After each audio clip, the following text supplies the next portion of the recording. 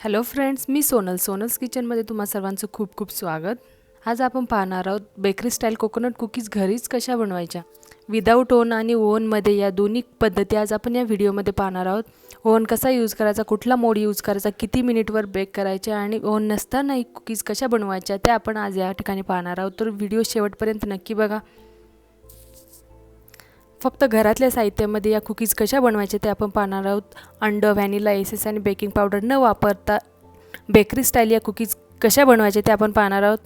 चला तर मग या एक्झॅक्ट मेजरमेंटने या कुकीज कशा बनवायचे ते आपण पाहणार आहोत. मी या ठिकाणी एक मोठी वाटी मैदा घेतला आहे. त्याच वाटीने मोजून अर्धी वाटी पिठी साखर घेतली आहे. अर्धी वाटी तूप घेतले, तुम्ही बटरही वापरू शकता.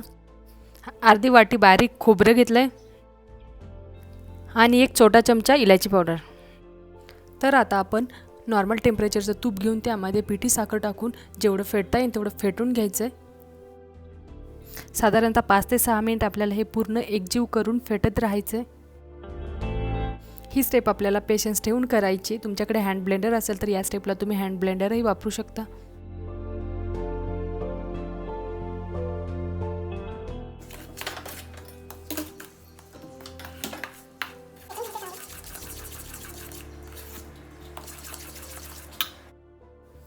पाच ते 6 मिनिट चांगलं असं फेटल्यानंतर या ठिकाणी आपलं बॅटर हे घट्ट आणि असं क्रीमिश टाईप झालेलं आहे. तर आता आपण यामध्ये थोडा मैदा ॲड करणार आहोत. एकदम ॲड नाही करायचा आहे, थोडा ॲड करून मिक्स करायचं आहे.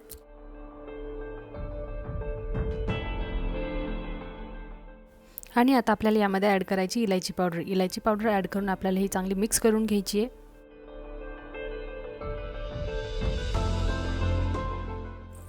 आता आपण यामध्ये ॲड करणार आहोत हे बारीक खोबरं. हे खोबरं मी बाजारातून आणलं होतं, तुम्ही घरीही बनवू शकता. या ठिकाणी खोबऱ्याचे असे बारीक काप करून आपण मिक्सरमधनं त्याला बारीक करणार आहोत एकदम. हे बारीक खोबरं तुम्ही तुमच्या कुकीजमध्ये वापरू शकता.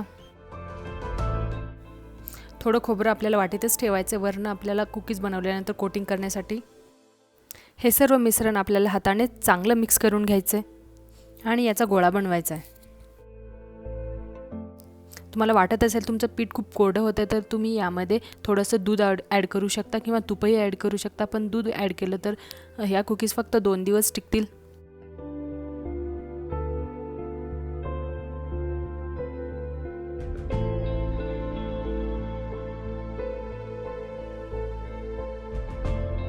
साधारणतः 2 ते 3 मिनिट लागतात आपल्याला हा गोळा बनवण्यासाठी. कुकीज कढाईमध्ये बनवण्यासाठी मी या ठिकाणी एक प्लेट घेतली आणि त्याला तूप लावणार आहे. तुम्ही ताटही वापरू शकता. आणि या प्लेटवरती असं पीठ टाकून पसरून घ्यायचे पूर्ण प्लेटवरती. आणि आपली डस्टिंग प्लेट ही तयार आहे. आता आपल्याला एक जुनी कढाई घ्यायची. तुम्ही या कुकीज इडलीच्या भांड्यामध्ये किंवा कुकरमध्येही बनवू शकता. या कढाईमध्ये आपल्याला आता मीठ टाकायचं. हे मीठ तुम्ही पुन्हा वापरू शकता केक, कुकीज आणि नानकटाई बनवण्यासाठी.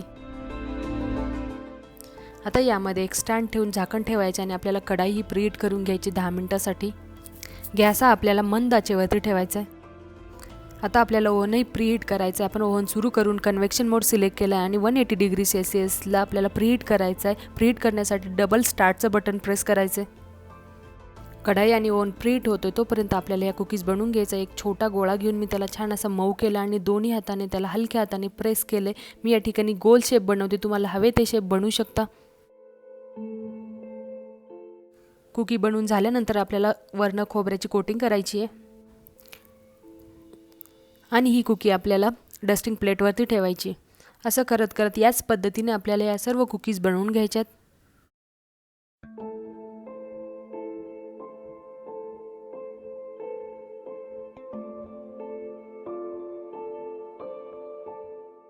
दोन कुकीजमध्ये स्पेस ठेवायचं. भाजल्यानंतर कुकीज फुगतात. ओव्हनमध्ये कुकीज बेक करण्यासाठी मी या ठिकाणी ओव्हनचा एक ट्रे घेतला आणि त्यामध्ये या कुकीज बनवून थोडीशी जागा ठेवून अशा ठेवल्या. 10 ते 12 मिनिट झालेले आहे आणि आपली ही कढाई ही प्रीहीट झाली आहे. आणि आपण यामध्ये ही प्लेट ठेवणार आहोत. ही प्लेट ठेवताना आपल्याला काळजी घ्यायची आहे. एखाद्या नॅपकिनचा वापर करायचा आहे कारण की ही कढाई खूप गरम असणार आहे आणि चटका बसू शकतो. कढाईवरती झाकण ठेवून आपल्याला 25 ते 30 मिनिट कुकीज बेक करायच्या मंद आचेवरती. आपला ओव्हनही प्रीहीट झालेला आहे आणि आपण कन्व्हेक्शन मोड सिलेक्ट करून 180 डिग्री सेल्सिअसला 12 मिनिट सेट केलेले आहेत. आपल्याला साधारणतः 12 ते 15 मिनिट लागतात कुकीज बेक होण्यासाठी. आपण सुरुवातीला 12 मिनिटावर कुकीज बेक करणार आहोत.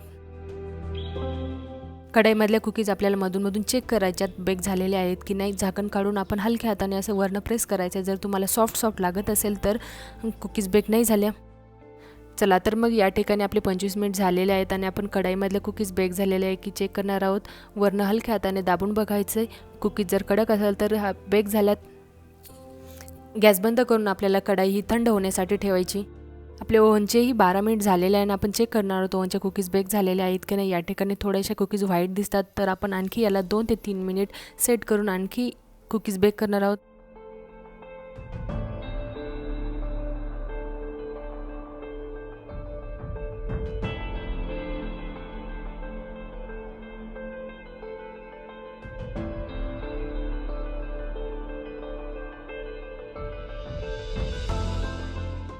या ठिकाणी 2 मिनिटही झालेले आहे आणि आता आपण चेक करणार आहोत कुकीज बेक झाल्या आहेत की नाही.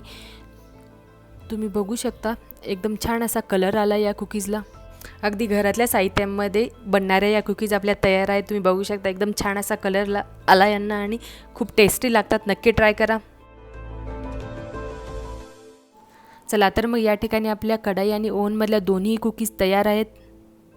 एकदम साध्या आणि सोप्या पद्धतीने या आपल्या कुकीज तयार आहेत. एकदम क्रिस्पी बनतात. नक्की ट्राय करा आणि रेसिपी आवडल्यास लाईक, शेअर आणि सबस्क्राईब करायला विसरू नका आणि बेल आयकॉनवरही क्लिक करा. परत भेटूया अशाच एका नवीन रेसिपीसोबत. थँक्यू.